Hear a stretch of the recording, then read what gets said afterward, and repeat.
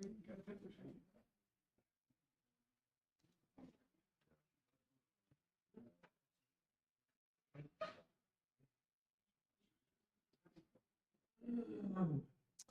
right, Rabosai, good morning. Let us begin. Begin by thanking our sponsors for this morning. Sure to thank all of our Talmud Torah sponsors, Baruch Hashem, for the month of Elul, Shindy and Avram Kelman in honor of Yechil's engagement, to Alana Falik in memory of their parents, Jerome and Bernice Kelman, and Alexander and Frederica David Zichronim Livracha, Barak, Maya, Sandy Hoffman, Dora, Limos and Avi Malamed in memory of Ruvain ben Emmanuel Zichron Livracha, and Dayala and Sarah Steinberg in the Zechus of Refuah Shalema for Shulamis Bas Susha and for her continued health. Daf Yomi Shir in the Zechus of Refuah Shalema for Yehuda ben Michal. We thank all of our Talmud Torah sponsors for their incredible generosity. We thank our Week of Learning sponsors, Matt and Diane Marks, on the occasion, the celebration of the birth of their grandson Yehuda Yeshaya ben Moshe Elio. We hope that in the merit of the Talmud Torah, baby Zochem Yirtzeh Hashem to grow Torah to Chuppah and to Maisim Tovim. We thank our Daf Yomi sponsors today, Matt and Rishona Leibovitz, in honor of Matt's father's birthday, Mr. Mark Leibovitz. Mazel Tov, Admeh ve'esim shanim tovos. With that, let us begin. Baruch Hashem, so beautiful to see so many beautiful sponsorships. So with that, let us begin. Today's daf is Nun Vav 56. So we actually left off. I realized we should have gone one more line. You had two more lines yesterday. But all right, we left off 3 lines up from the bottom on Nun Hey Amud Beis 55b. Just to reorient ourselves a little bit. So we began, this sugya began on the bottom of Nun Hey Amud Aleph 55a, where the Gemara quoted the position of Rabbi Elazar ben Azariah. What did Rabbi Elazar ben Azariah say? That halacha l'maisa, a woman is entitled to a ksuva at different stages. So from Erusin, she is entitled to Iker ksuva. So again, primary part of the ksuva, for a basula 200 zuz, for an almana 100 zuz, and any tosefes, any supplemental amounts, she only becomes entitled to as of when? Only as of nisuin. The Rebbe say, interestingly enough, the Gemara says what Rebbe Elazar ben Azariah's position is predicated on is the concept of umdina. What's umdina? I think the way we translated it yesterday was assumptions based on normative human behavior. So the Rebbe Elazar ben Azariah is like, look, a man will be willing to commit to Iker Ksuva at Erusin, but Lamaisi is not going to be willing to commit to larger amounts until after Nisuin. So the Gemara then quoted 2 opinions, Rav and Rabbi Nassan. One said that the halacha is like Rabbi Elazar ben Azariah. One said the halacha is not like Rabbi Elazar ben Azariah. The Gemara understood that machlokas is based on whether or not you accept the principle of umdina.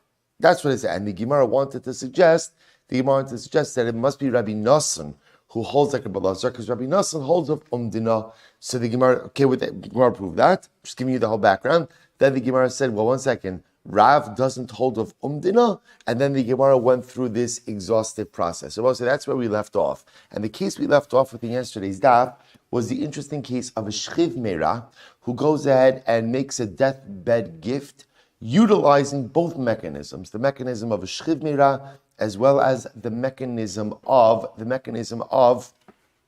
kinyan. So he quoted the opinion of Rav, and then the Gemara was saying, and Rav said, what was the point of this?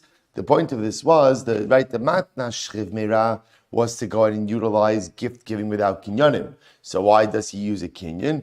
Ultimately, in order that even if he recovers, the gift should stand. Here's where he left off. Shmuel says, Lo yedana ma'idun be'er. Remember again, Shmuel said, I don't know what to do with this gift. I actually don't know what to do with this. In other words, I don't know how to look at this particular gift. Is this gift to be viewed as a matna shchiv meira, or is it to be viewed as a we'll call it a healthy person's gift, a normal gift? To which the Gemara says, Shema lo gamar leknoso ala b'shtar, ve'in shar lachamisa. Shmuel says, I don't know what to do with this, because maybe the shchiv meira only had in mind to convey this with a shtar. And remember again, there is no shtar after death. Right? In other words, you can't convey anything through a shtar after the death of the individual. Ella, so I will say, here's the point. Well, what was the point of the entire Amud Beis? The point of the entire was to highlight to us that Rav himself does hold of Umdina. That was the point in all of this. Rav does hold of Umdina. So therefore, Ela Tarvayu bas atap of Nunvav, Ela Tarvayu basar Umdina, both of them subscribe to the concept of Umdina. Man Damar Halacha Shapir. So therefore, the opinion, i.e. Rabbi, right? The opinion who says that the halacha follows Rabbi Elazar ben Azariah, that makes sense. Rabbi will say one more time. Rabbi Elazar ben Azariah holds of what? Holds of what? Iker ksuva payable as of Erusin. Right? Right? Good. Tosefes ksuva payable as of Nisuin. Based on what? Assumption regarding normative human behavior, that a person is not going to be willing to commit to additional amounts until after Nisuin. So now everyone agrees with the concept of Umdina, so fine. So the opinion who holds that the halacha follows Rabbi Elazar ben Azariah, that makes sense. However, the Gemara says, Man damar ein halacha. Rabbi say, so how do you justify the opinion who holds that the halacha doesn't follow Rabbi Elazar ben Azariah? To which the Gemara says, Hachanami umdan daituhu. They both say, could very well be that there's also an umdana play. There's another umdana. What's the other umdana? Mishum ikruve daitahu, v'ha ikrava le daita. They both say, this is very interesting. Why is it that a man pledges tosefes? Right? Think about it just a moment, right? The Chazal instituted a ksuva, right? And they instituted ksuva amounts. Why would a man pledge tosefes? And what's the answer? The answer is because he wants that to engender a certain level of marital closeness. That's the idea. He wants his wife to see, I'm not going to use the word love, right? Because love doesn't necessarily, but he wants his wife to see that she is important to him, right? And he wants her to feel connected to him. So the notion that he's going above and beyond and pledging even more money establishes a closeness. So I will say, again, it's quite possible, therefore, that he would commit to that even as of when? Even as of Erusin, since Lamaisa, that would engender the closeness. Okay, so I'll say, so the point over here the Gemara is making is that the machlokes Rav and Rabbi Nassan as to whether or not the halacha follows Rabbi Elazar ben Azariah has nothing to do with whether or not you accept or reject the concept of umdina. Why? It sounds like everyone holds of umdina. Everyone holds that in halacha, we make certain assumptions based on normative human behavior. Everyone's agreeing to that. That's not the machlokes over here. The machlokes over here is just almost like a machlokes says, why is he promising the extra, the tosefes ksuva? So one opinion will say, Lemaisa, that's a reflection of the heightened level of relationship that is affected by nisuin, and therefore it only comes into effect by nisuin. The other opinion will say, no, that's in order to create a closeness, and therefore he wants to create this closeness even as of Erusin. Okay, says the Gemara. We'll see the halacha l'maisa. We've actually seen this halacha l'maisa, but I'm going to show it to you again in just a little bit. Yasser Rav Chanina kameid Rabbi Yanai v'ka'amar halacha Rabbi Elazar ben Azariah. Rabbi Chanina was sitting before Rabbi Yanai and he said, the halacha follows Rabbi Elazar ben Azariah, namely that a man is chayiv for tosefes as of Erusin. A man is chayiv for ikr ksuva as of Erusin. Tosefes as of Nisuin. Amrlei, puk kari karech libra. Literally, most of what that means is get that out of here. In other words, take that teaching, and take it outside the base medrash. Ein halacha Rabbi Elazar ben Azariah. The halacha does not follow Rabbi Elazar ben Azariah. Rabbi Yisrael Abdim Mishum Rabbeinu. Halacha Rabbi Elazar ben Azariah. Okay, so supposed to see you have these conflicting opinions. Rabbi Nachman Rabbi Shmuel. Halacha Rabbi Elazar ben Azariah. Rabbi Nachman di Dei Amar Ein halacha Rabbi Elazar ben Azariah. Supposed to have a lot of back and forth as to if we're passing Rabbi Elazar ben Azariah or not. For now, Doim Mishmei Rabbi Nachman Amri halacha Rabbi Elazar ben Azariah. Then our Doim named Rabbi Nachman said that halacha in fact follows Rabbi Elazar ben Azariah. V'afal gav dilat Rav Nachman called Dayan Didayin Rabbi Elazar ben Azariah. And even though Rav Nachman was supposed to listen to this, even though Rav Nachman cursed any judge who paskined like Rabbi Elazar ben Azariah, nevertheless, hachi v'hachi tehavi, so and so should happen to him if he follows Rabbi Elazar ben Azariah. Afilu hachi halacha Rabbi Elazar ben Azariah. Nevertheless, the halacha is like Rabbi Elazar ben Azariah. Rabbi say v'halacha l'maisa. Rabbi say, by the way, it's very interesting. You don't find that phrase in Gemara too often, which is really quite interesting. V'halacha l'maisa. The practical halacha is Ki Rabbi Elazar ben Azariah. So I both say, so therefore, again, this is the end of the sugya. And the sugya ends off by seeming to say that the halacha, in fact, does follow Rabbi Elazar ben Azariah, not the Tana Kama, and therefore a man is only obligated in Iker Ksuva as of Erisin, and the obligation for Tosefes only comes about as of Nisuin. As of Nisuin. So I will say, I want to clarify this halacha because we actually spoke about this, but this is very important. The Rambam in Hilchos Ishus, Perek Yud Halacha Yud Aleph says as follows. Let me tell you it outside, and then I will say, see, when you read this Gemara, so it sounds like, when does Ksuva take effect? Erisin, right?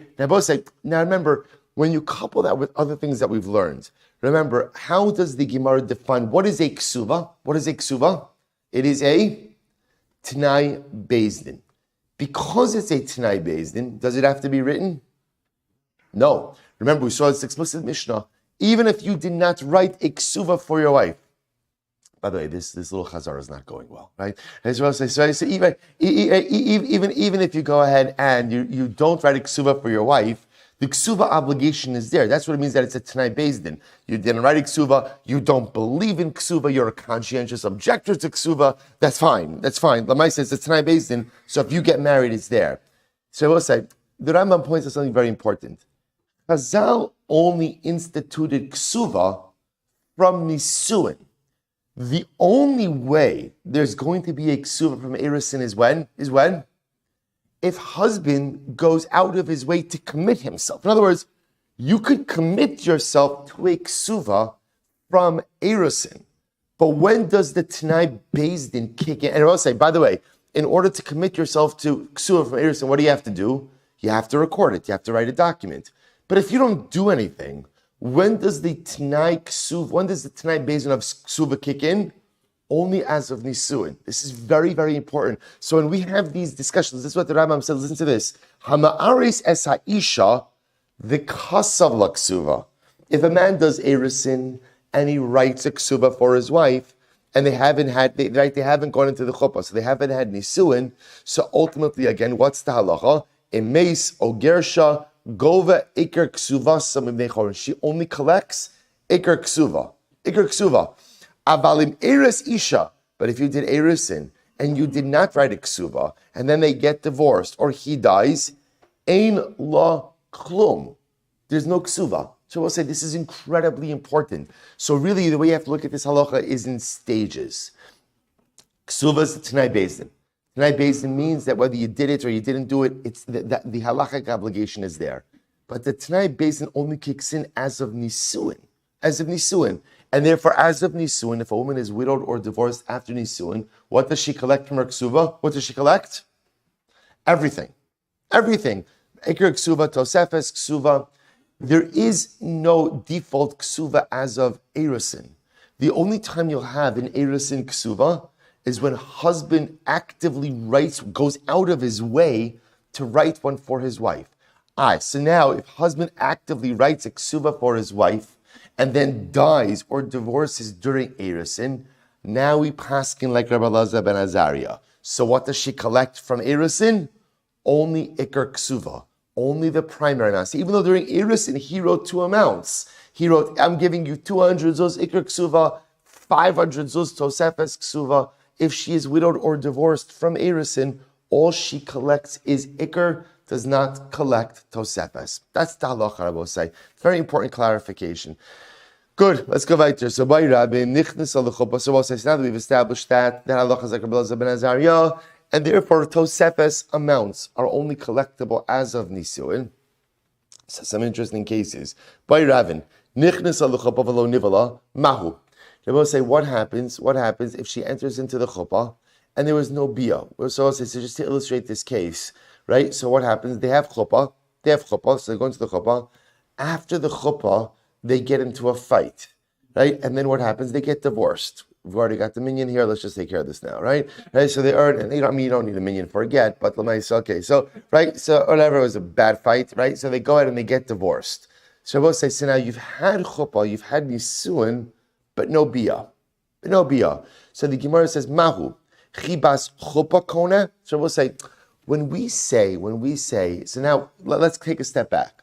What was Rabbi Elazar ben? It's really such a fascinating sugya. And I will say all of these are building on each other, which is really quite interesting. So Rabbi Elazar ben Azariah said, husband only commits to the Tosefes as of when after Nisuin. So I'll say, what's the logic of that? The logic of it is that heightened level of commitment comes from a heightened level of connection to his wife. Right? So the shaila is, what is it that affects that heightened level of connection? Is it chuppah or yichud, bia? Bia, which one is it? So the Gemara says, "Mao chibas bia kona." Is it chibas chuppah kona? Is it the fact that ultimately, again, now they sit under the chuppah together, that heightened level of connection is what allows him to commit himself to tosefes? Or chibas bia kona? Or I will say, ultimately, again, is it the heightened level of connection as affected by the bia? So which one is it? So Tashma, the Tana Rabbi Yosef, Shelo Kasavla Ella Al Chibas Laila Harishon. So what's interesting? So Rabbi Yosef says, why does a man commit himself to Tosefes? Or the Tosefes is he commits it to as a result of literally the love engendered by the first night. So what does that mean? I Amid Bishlama Chibas Chuppah Kona. If you say that refers to Chuppah, Hainu Da'amar Laila Harishon. Then Rabbi say that's why it means the first night. But if it's chibas bia, so ultimately, say, by the way, the lashon of chibas bia or chibas chuppah kona, this is all in umdina.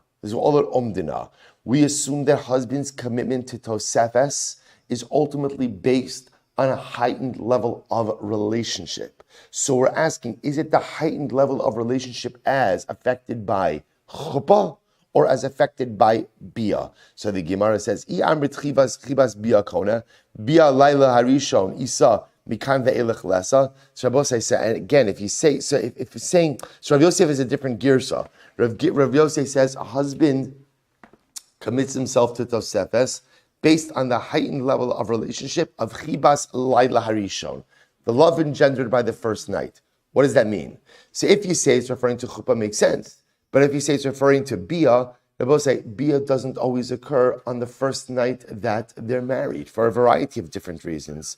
To which the Gemara says, so bia laila harishon isa mikan ve'elech lesa. Sometimes bia occurs on a subsequent night. Ve'ela mai chuppah. So we'll say it must be that when Rav Yosef says, what Rav Yosef is speaking about is what we call chibas chuppah. That it's the heightened level of connection affected by standing under the chuppah together that allows the husband to commit himself to tosefes. The Gemara says, 1 second. Chuppah ba'alayla itza b'yemama lesa. So I'll say second wide line, but I don't understand. Is there only chuppah at night, not chuppah by day? Ulatamech, but I can say the same argument the other way. Bia ba'alayla itza b'yemama lesa. Is there only bia by day? Only bia at night and not by day. So the Gemara says, ha'amrava. We've actually seen this Gemara before. Ha'amrava im haya bebayis afel mutter. Rabbi says an incredible halacha.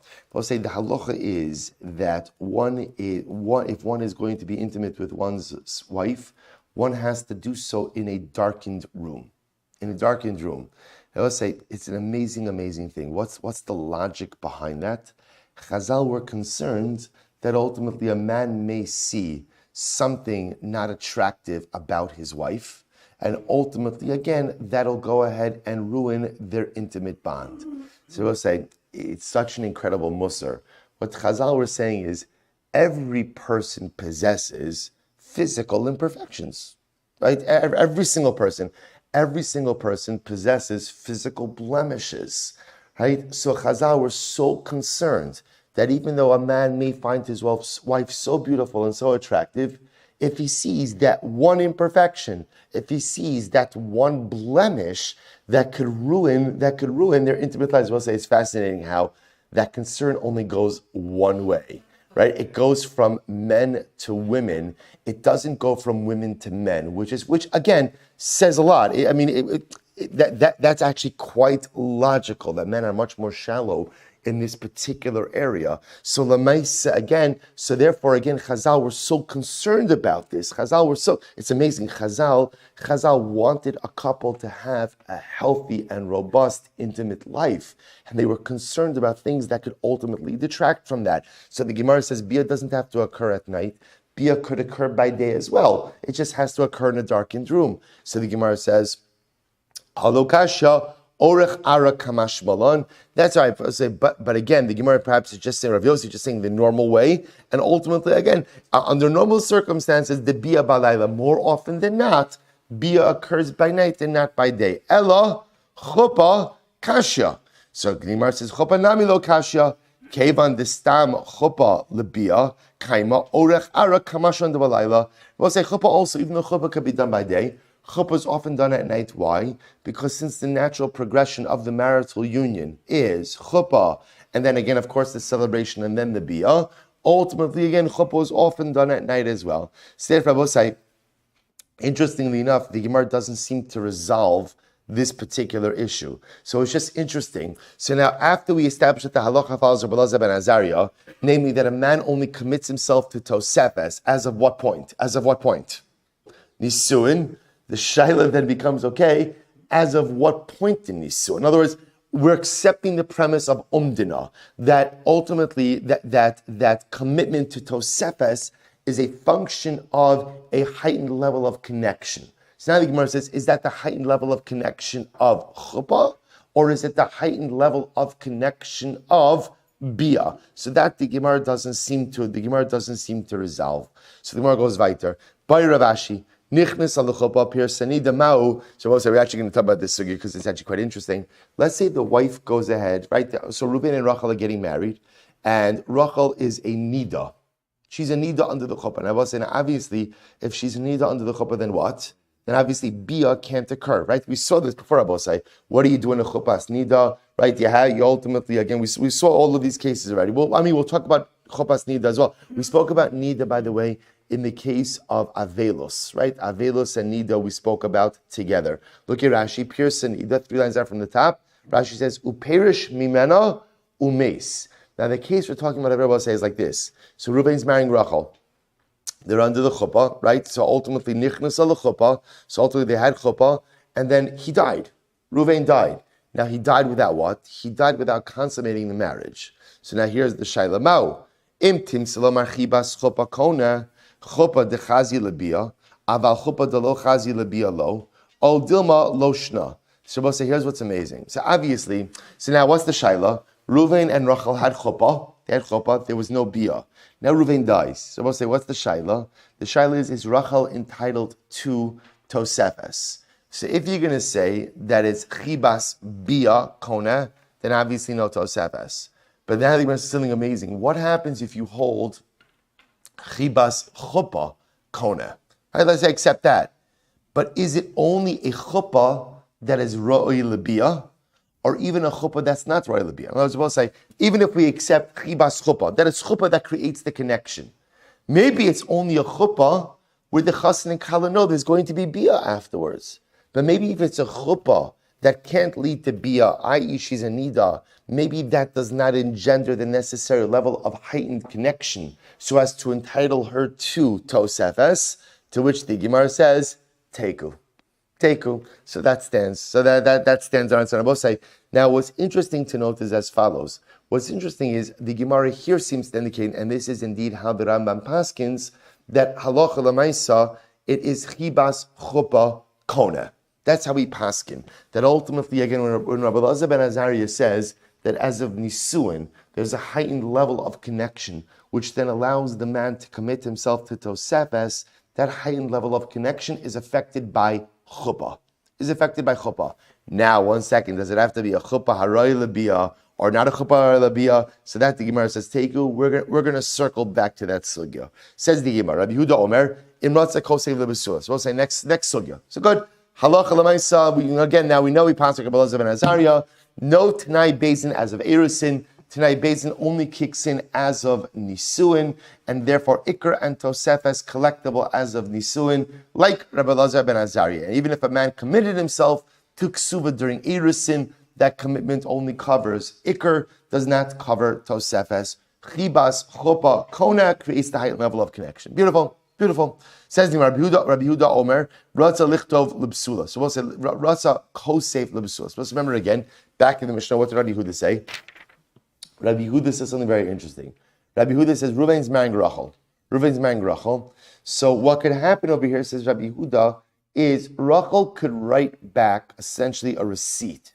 Right, so Ruvain is the first marriage, so Ruvain's writing Rachel a ksuva for 200 zuz.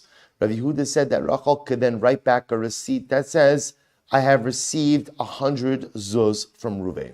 It's called a shover. She could write a receipt, even though, again, remember, she hasn't received anything from Ruvain, but she could write the receipt that she has received something, and therefore that diminishes the amount that Ruvain owes. Says the Gemara of Rabbi Yehuda, the Kosvin Shover, does Rabbi Yehuda hold that we actually write a receipt? Is that how he holds? Vatnan, we learned, Mishe para miktsas chovo, if somebody repaid part of his debt. So we'll say, so this is a totally unrelated case. Here's the case. Ruvain lent money to Shimon. Ruvain lent $10,000 to Shimon. Now we'll say, now what happened? Shimon paid back $5,000. Okay, so now we'll say, what's my problem? What's my problem? We only have a document that says that that Shimon owes Ruvain $10,000. So what do we do now? Obviously, you can't just leave that document by itself because then Ruvain could potentially illegally collect again. So what do you do? So here we go. So this the Rabbi Yehuda the Chosin Shovet, this Rabbi Yehuda that we write receipts. But now here we go. Misha par mixas chobo. If someone went ahead and Shimon paid back $5,000 of his $10,000 debt. Rabbi Yehuda Omer Yachlif. Rabbi Yehuda says Yachlif. We'll say, what does Yachlif mean? Take a look at Rashi. 3 lines down from the top. Yachlif Yichtov shtar acher kidei chov hanishar v'yikra harishon v'lo yichtov shover lahara koach halove sheisarech lishmor shover menachron. So it's incredible. Rabbi Yehuda says, write up a new document. Literally, again, write up a new loan document. That means Yachlif means swap out a new document. Rabbi say, why doesn't Rabbi Yehuda want you to write a receipt? Listen to this. It was, when you write a receipt, who's responsible for the safeguarding of the receipt? The borrower. The borrower, remember again, say the lender has nothing to lose, right? Because remember, when you're writing a receipt, there are 2 documents in existence. What are the 2 documents in existence? Number 1, the original loan document. What does the original loan document say? Ruvain lends Shimon $10,000. And then the second document in existence is a receipt. What does the receipt say? Shimon paid Ruvain $5,000. Who is vested? Who has the responsibility to hold on to the receipt? Shimon. So we'll say, Rabbi Yehuda holds, it's not fair to place the onus like that on Shimon. It's not fair. Shimon now has the responsibility to hold on to that receipt. Because we'll say, what happens if Shimon loses the receipt? What happens? So we'll say, that's it. Now Ruvain could collect the first $5,000 again. So Rabbi Yehuda says it would be unfair to place that burden upon Shimon, the borrower. Therefore, what do? Rip up the old shtar, and go ahead and create a new shtar. Good. Rabbi Yossi Omer no. Rabbi Yossi says, Yichtov lo shover. Rabbi Yossi says, no. Why should you go ahead and tear up the old shtar, right, and write up a new one? Just write a receipt. They will say, now watch this. Look at Rashi. It's really incredible. Rabbi Yossi Omer Yichtov shover, v'lo yachlif, lahara koach hamalveh, limcho shibud mizar. Will say, this is incredible. Listen to this. He'll say, when you go ahead, so let's play this out. Let's go. So, right, Ruvain goes ahead and lends Shimon $10,000 on the 1st of Av. On the 1st of Av, right? Shimon now repays $5,000 of it on Aleph Elul, the 1st of Elul. So comes along Rabbi Yehuda. Rabbi Yehuda says, what do you do? Tear up the old shtar, write up a new one. Why? Because Rabbi Yehuda says it's not fair to place that burden on the borrower. Then now he's going to have to go ahead and hold on to that receipt, because if he doesn't hold on to the receipt, Reuven has a document that says he owes $10,000. Rabbi Yossi says, absolutely not. It's unfair to the to the lender, to tear up the old loan document and write a new one. Why, Rabbi Yossi? Watch this. When you write a new loan document on the 1st of Elul, right? The new loan document says that Shimon only owes Ruvain $5,000. We'll say, what's the date on the new document? What's the date? Aleph Elul. And therefore, Rabbi say, the lien that Ruvain has against Shimon's property to collect the rest of the debt is as of Aleph Elul, which now means that Ruvain, the lender, just lost a month of encumbering the properties. In other words, and that puts a lender at a tremendous disadvantage. Because let's say over the course of Av, Shimon sold properties. So fine, that's not a problem. Ruvain has a document that is dated Aleph Av, the first of Av. So any sales that Shimon made between Av and Elul, should Shimon default, Ruvain could go and extract that from buyers. So comes along Rabbi Yossi and says, if you go ahead and you tear up that loan document and make a new document with today's date, you have undermined and eroded the power of the lender. So I will say, this is absolutely incredible. Here's what it comes down to. Someone is going to be put at a disadvantage, right? Someone, right? If you go ahead and you write a receipt and you keep this old loan document, so the lender has the benefit of the old lien, and now the borrower is disadvantaged. Why? He's got to hold on. He's got to make sure that he constantly holds on to the receipt. And if you tear up the document and write up a brand new document, then borrower, Baruch Hashem, doesn't have to look at a receipt, doesn't have to alter a receipt, but lender now lost all of that encumbrance time between the time of the first document and the second document. So I'll say it's an incredible thing. It's a machlokes of someone's going to have to be put at a disadvantage. I'm sorry? Who's going to be, how would it be both? Oh, good. Dr. Bucky is a man of shalom, right? A man of shalom, right? Let everyone suffer, right? Let everyone suffer, good. Which is kind of where we're going to go with this, right? But Lamaisa, but again, look, I'll point out, obviously you see like the machlokes is, if we don't have to put everyone at a disadvantage, right? So just point out, here's the tension. Here, it's fascinating. Here's the tension. So this is the machlokes. So I'll say, by the way, I just want to point out for our purposes, just where we're going with this. So halacha l'maisa, we have a contradiction now, because Rabbi Yehuda in our Mishnah said that what? We do write receipts. Right? Reuven gives Rachel a ksuv of 200 zuz, right? Rachel can write a receipt that says, I received 100 zuz. So according to Rabbi Yehuda in the Mishnah, we do write receipts. Rabbi Yehuda over here, in this case, in this Mishnah, ultimately of the loan, says we don't write receipts. So what's going on over here? So Amar Rabbi Yirmiyah, Kisha Shavarta Mitocha. So kind of in line with what Dr. Buck was saying, there's another way of writing a receipt. You could write a receipt in the loan document itself. In other words, they're both saying, see, we're looking at a receipt as a separate independent document. No, just go ahead, I will say, in the loan document itself, write the receipt, notarize the receipt, right? In other words, initial the receipt. So even though you have a loan document that says Reuven lent Shimon $10,000 on the first of Av, okay, on the bottom, on the side of that document, you wrote, and on the first of Elul, Reuven repaid $5,000 of the debt. Beautiful. So that way you kind of have your cake and eat it too. This way, Lemais again, Reuven the lender has the lien as of the first of Av, right? But Shimon the borrower doesn't have to worry about holding on to a shulver. He does, because also remember again, who holds on to a loan document in general? Holds on to a loan document? The lender, right? The lender, obviously, because he wants to collect his money. So this way, again, it's on the lender, but the shulver, the receipt, is right there in the document itself. Beautiful. Abaye says, so I'll say that's Rabbi Yirmiyah's approach, right? And that's why, again, Rabbi Yehuda in our Mishnah, ultimately again, good. So I'll say, so the Gemara says, even if the receipt is not written in the document itself, so bishlama hasam vaday peroi, dilma mirkas tavarta umapik leishtara bahadar gabi zimna achrina. So say, in the case of where there was an actual loan, I understand why we are concerned, or Rabbi Yehuda is concerned about writing a receipt. What I say, because again, there's a real fear. What could happen in the case of a receipt? Here, Shimon paid back $5,000. You're writing a receipt. Now, it's Shimon's responsibility to hold on to the receipt. It will say, what happens if Shimon loses the receipt? Really, like, what happens if he loses the receipt? What happens?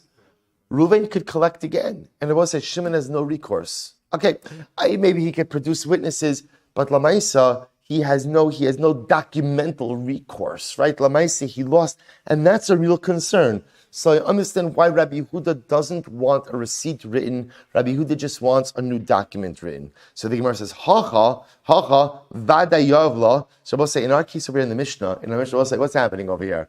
Right? Reuven's writing Rachel a ksuva. Has Reuven given Rachel anything? Has he given her anything?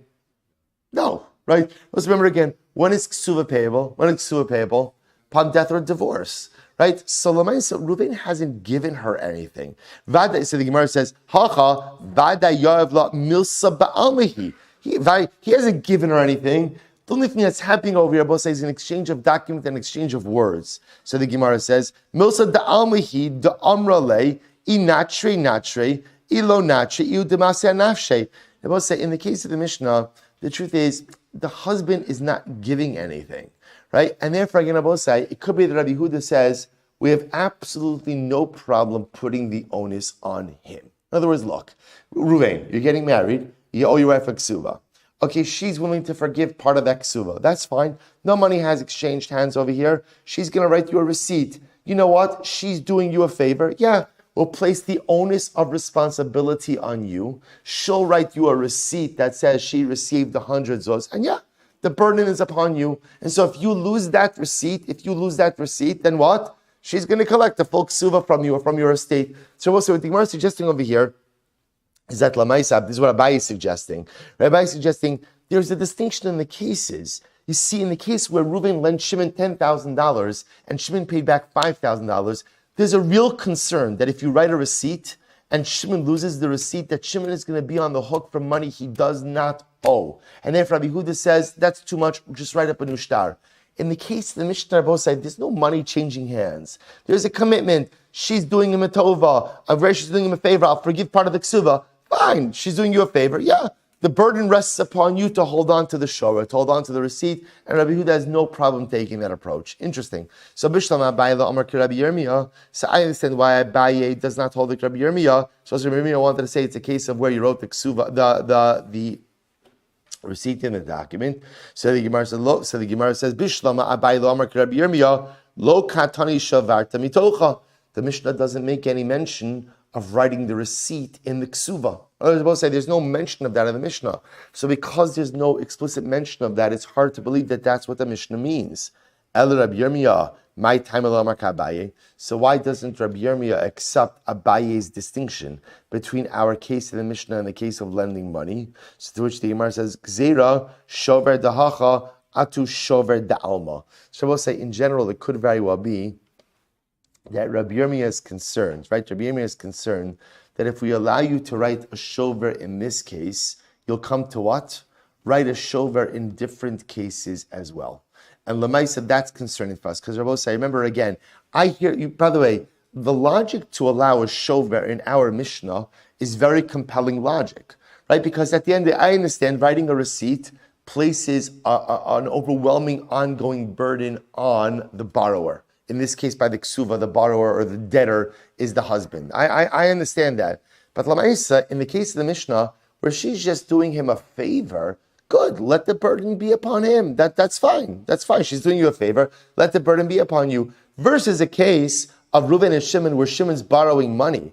And literally, again, if he loses the shover, ultimately, again, he's going to potentially be on the hook to repay money he already repaid previously. I understand why you don't. So I will say, but Rabbi Yirmiyah is just concerned that Lamaisa, if we allow you to go ahead and write a shover in one case, you'll come to write a shover in another case as well. Interesting. To which the Gemara says, time of the kasvale. Rabbi say, furthermore, the shover works in this case. Why? Because it's written. Aval al peh lo. So Rabbi say, what's interesting about this? What's interesting about this is verbal forgiveness doesn't work. That's what it sounds like for the Mishnah, right? The case in the Mishnah is she's writing, right? Reuven gives Rachel a ksuva, and Rachel gives back in writing a receipt. I have received 100 zuz of my ksuva, which sounds like verbal forgiveness by itself will not work. To which the Gemara says, Amai, davar sheva mamonu. But why Rabbi say this is a monetary stipulation? And Rabbi said, we've seen according to Rabbi Yehuda that if you want to forgive a monetary right that is due to you, you have the ability to verbally forgive. Where do we learn this? This sound, you listen to this. Ha'omer li'isha, a man says to a woman, Hari'at mikudeshes li'amana she'in lachalai sher ksus va'ona. Interesting marital arrangement, right? A man says to a woman, become mikudeshes to me on the condition that you have no claim against me for food, clothing, or intimacy. Harezu mikudeshes, it works, utino batal. And Rabbi say, your tanai is batal. See, Rabbi say, this is a classic case of what we call masna amasha kasov batorah. If you make a tanai which runs contrary to Torah law, your tanai is batal. The tanai is right, which makes sense. You can't make a condition that runs contrary to previously established biblical law. So a man says to his wife, let's get married on the condition that you have no claim against me for share, ksus, and ona. That's fine, you're married, and the tanai is batal. Tanai is batal. Now we'll say, watch this. Div Rabbi Meir, this is what Rabbi Meir. Rabbi Yehuda Omer, bedavar shebemamon tino kayim. So we'll say, interesting, Rabbi Yehuda says, the tanai is only partially batal. When it comes to intimacy, that's not a monetary issue, therefore that's a biblical right. And halacha l'maisa, again, the tanai is batal. But when it comes to share and ksus, food and clothing, which ultimately, again, is a monetary thing, if a woman is willing to forgive the monetary rights due to her, then what? She has a right to do so. I will say, by the way, there would be good reasons for a woman to do this. Because l'maisa, remember again, because a husband gives his wife clothing and food, he gets certain entitlements from her, like her earnings. Let's say a woman has a career, she's fabulously wealthy. She doesn't want her husband to have, she loves her husband very much, but I'm happy to take care of my own financial needs, so she could forgive she'er and ksus. Thank you very much, but I don't need it. That's what Rabbi Yehuda holds. So the Gemara says, Rabbi Yehuda Omer bedavar shemamun tino kayim. So both say, so therefore you see according to Rabbi Yehuda that a woman can forgive certain financial rights, and it sounds like what? She could forgive them even what? Even verbally. To which the Gemara says, Rabbi Yehuda ksuva d'Rabbanan, the Chachamim asu chizuk l'divrem yosem mishal Torah. So it's very interesting. Rabbi Yehuda holds that although ksuvas d'Rabbanan, right, Chazal made a ksuva very machmir. Well, almost like a daraisa. And therefore, again, Chazal said the only way for a woman to go ahead and forgive her ksuva entitlements is how? To go ahead and put it in writing. The Gemara says, "Hari peros t'Rabbanan for the avduluhu Rabbanan d'chizuk." Yet again, a husband's entitlements to peros, Rabbi say, which means that if a woman brings in nichsei malug, she brings in property into a marriage, although she retains title, he gets the rights of usage. To which the Gemara says, and yet we Chazal were not machmir on that. Disnan Rabbi Yehuda Omer the olam hu ochal pere peros ad sheyichtov la din udvarim eli b'nechsayich. So I will say a husband eats pere peros. Pere peros also means, let's say she takes the produce of her land, sells it, and purchases new land. He's allowed to get benefit from that new land. So she has rights in it until until he writes to her, Dinu dvarm enli b'nechsayich u'perosein u'beperos ad olam. Amad beis the kaimalon my kosev. And Abba we said, what does it mean when it says he writes? Writes doesn't mean writes. Oh, rather my kosev omer. Rather, Rabbi say, kosev means say. In other words, Rabbi say, what do you see? Once again, you could forgive financial entitlements verbally. It doesn't have to be written. So why is it that Rabbi Yehuda in our... So I'll say, again, we're focused on one very simple thing over here. Rabbi Yehuda in our Mishnah says that what? If Reuven marries Rachel and gives her a ksuva, and Rachel wants to forgive part of her ksuva, what does she do? She writes a receipt back to Reuven. I have received 100 zuz of my ksuva. So Lamaisi and Abba say the Gemara hung up on this idea. Why does she have to write it? Right? In other words, that Lamaisa, why can't she just verbally forgive it? So the Gemara is bringing examples of financial entitlements that could be forgiven verbally and don't need a written vehicle for forgiveness. So the Gemara says, Abaye, la kol yish ksuva. So I will say, here's for example, a husband is entitled to peros. Husband is entitled to literally, again, the usage of his wife's property. If he wants to forgive that right, how does he forgive that right? Or how can he forgive that right? Verbally. Verbally.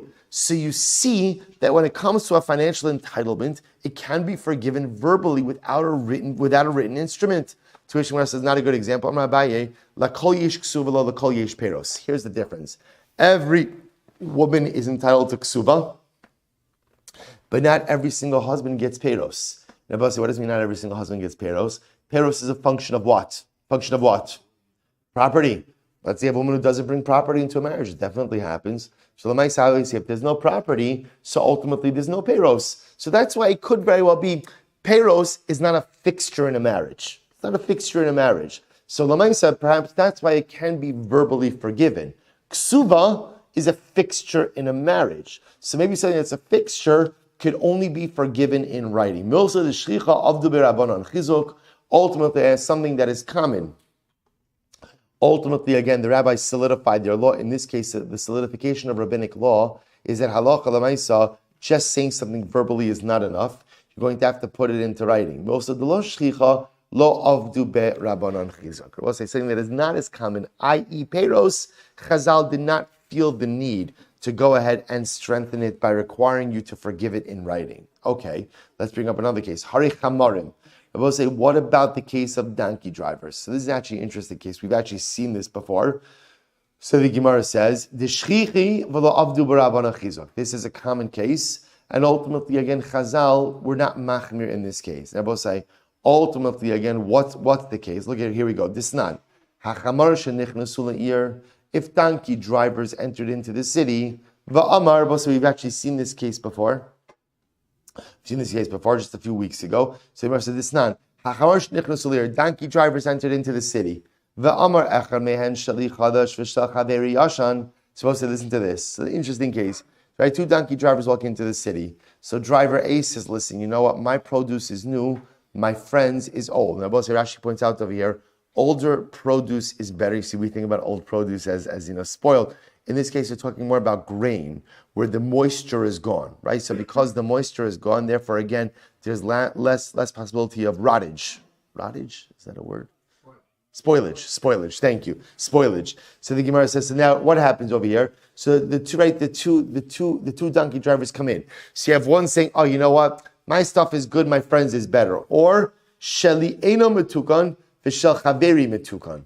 Right? My produce has not been tithed, but my friend's produce has been tithed. Ein ne'emanin. They're not believed. I will say, why are they not believed? So there's a concept, ultimately, again, of Rashi points out over here, of chayshinon legomlin. We are concerned about reciprocity. In other words, I will say that's what? This is, what's the word? This is, it's a setup. It's a conspiracy, right? They agreed amongst themselves before we go into the town. Listen, right? You say your stuff is not good, and my friend, and tell everybody my friend's stuff is good. In the next town, I'll say my stuff is not good, my friend's stuff is good, and that's how they conduct business, going town to town. In Ne'emanan, Rabbi Yehuda Omer Ne'emanan. Rabbi Yehuda says, ultimately, again, they are Ne'eman. Shabbos Rabbi Yehuda is of the opinion that halacha l'maisa lo chayshina ligmulin. We're not concerned that there's a conspiracy, right? That there's a subterfuge over here. So here we go. Amar Abaye, vaday didivreihem amdu rabbanan chizuk. So now I want to point out something very interesting over here. Now remember, chamarim, right? Donkey drivers are assumed to be amei haaretz.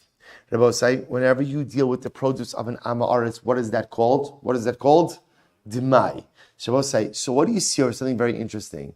That now Demai is Dirabanan. Demai is Dirabanan. Yet you see that according to Rabbi Yehuda, Chazal lo asu hizuk lidivreihem. We're not machmir with Dinei Dirabanan. So according to Rabbi Yehuda, ultimately again, when I want to point out, when the donkey drivers come in, donkey driver A says, my produce is not tithed. But my friend donkey driver B, his produce is tithed. Rabbi Yehuda says what? We listen to them. Now 1 second. So remember again, let's take a step back, right? Let's bring this all together. What are we doing here? All right. I know, it's a good question, right? We can ask that question every morning. What am I doing here? So again, we are rooted in a Mishnah. In our Mishnah, Rabbi Yehuda says, Reuben marries Rachel. Rachel wants to forgive half of her ksuva. How does Rachel forgive her ksuva? How does she do it? How does she do it? In writing. In writing, with a shover. Meaning what? She cannot do it verbally. Why can't she do it verbally? So if we bring this all down, because essentially, even though ksuva is dirabanan, chachamim asu chizuk lidivreihem. Chazal were machmir when it comes to their own law. And therefore Chazal said, with a ksuva, that's a fixture, the only way to forgive it is in writing. That's what I'll say, that's the phrase. Asu chachamim chizuk lidivreihem. Chazal were machmir with their laws. That's Rabbi Yehuda. 1 second. So we'll say, here I now have another case of rabbinic law. What's the case of rabbinic law I'm dealing with over here? Demai. Right? 2 donkey drivers come in. A says, my produce is not tithe, but my friend's B is tithe. Rabbi Yehuda says, you could believe him. Really? Rabbi Yehuda, you just said that when it comes to rabbinic law, we have to be machmir. Demai is rabbinic law. Based on that, we should be machmir over here as well. To which the Gemara says, no. Amra Abaye, here we go. Vadai divrayim avdu rabbanon chizuk. Safek divrayim lo avdu rabbanon chizuk. I will say there's a big distinction. When Rabbi Yehuda says that lamaisa, we are machmir with rabbinic law. Rabbi will say, what cases of rabbinic law? Definitive cases of rabbinic law. With demai, I will say, what is demai? I want to say, at the end of the day, when you look at the tithe of an Amma Aretz, how should you really look at the tithe? How do you look at it? What do you see when you look at? What do you see when you look at the produce of an Aretz? What do you see? What you really see is produce that is most probably tithed, right? Chazal were machmir. The Shas V'Chosh that he didn't do it, but Lamaisa, the statistical probability is that he did it. But Lamaisa were machmir. Shabbos says, so the Gemara says, it's a suffix. So when are Chazal machmir about their law? In the case of Vadai. But in the case of Safek, they're not machmir. Seif Rabosai. So therefore what comes out over here, according to Rabbi Yehuda, is that halacha l'maisa, ultimately again, she can write the shover. Right? She could go ahead and write the receipt. And it's only in this case of definitive rabbinic law that asu chachamim chizuk l'divrayim, that Chazal or machmir, don't allow her to forgive her ksuva verbally and require something in writing. But that idea that Chazal or machmir on their laws is only in a case of definitive rabbinic law, not in a case of suffix like demai. Incredible. Bose, let's go weiter. Rabbi Meir, Omer Bose, we're going to see halacha l'maisa, how we paskin in ksuva forgiveness at the end of the next sugya. Rabbi Meir, Omer kalapochis. I will say the Mishnah ended off with Rabbi Meir. What did Rabbi Meir say? Any man who diminishes the ksuva of his wife, ultimately again it's a be'ilas znos. It's immorality. Now what does that mean? Says the Gemara. Here we go. Kalapochis afilu bitna. So Rabbi say, listen to this. According to Rabbi Meir seems to be saying that lamaisa, even if you diminish your wife's ksuva with her consent, right? Afilu b'tina. Look at Rashi. Kol chapoches afilu b'tina. Midelo tana kol besula she'en lamasayim va'amana she'en lamana harizu bilas dushmamina dachyesh de'afapi she'gova lebasof de'in tno kayum. Afilu hachi, actually forget to forgive this for just a moment. Okay, right? Afilu hachi kevan demei kara asni karila bi'ilas znos mishum demishas bi'ala hava samcha daita ksuva. Shabbos say we're going to at least begin this sugya today because this is really fascinating. So say now watch this. Let's say a man says to his wife, this is your ksuva on the right. This, or I should say, I'm marrying you on the condition that I'm only giving you 100 zuz for your ksuva. That's what he says. Reuven's marrying Rachel, she's a basula. I'm marrying you, right? Hariat mekudesh asli almanas she'in la chalai ela me'azuz. I'm marrying you on the condition that you only have a ksuva claim against me for 100 zuz. Rabbi say, what's the halacha?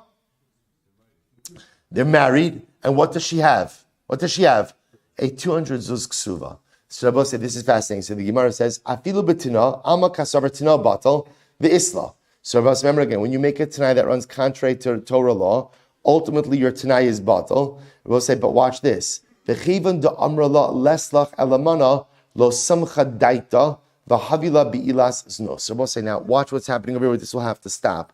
So lemaisa, the concern over here is as follows. Even though the tanai is batal, right? Lemaisa, since she only thinks that she has a 100 zuz, she's ksuva, she's not fully comfortable with the marriage, and therefore it is a be'ilas nos. So, all right, we'll stop over here for today. We'll pick up Emir Hashem with this. I'm sorry we didn't get too far on Amud Beis today, but all right, it'll equal out. There's a short daf in like the next 4 weeks. Emir Hashem will catch up. Let's say shkoyach. We'll stop here for today. Incredible sugi ahead of us tomorrow. Have a great day. I'm in a half yomi. All right, Chavra, everyone have a great day. Amen.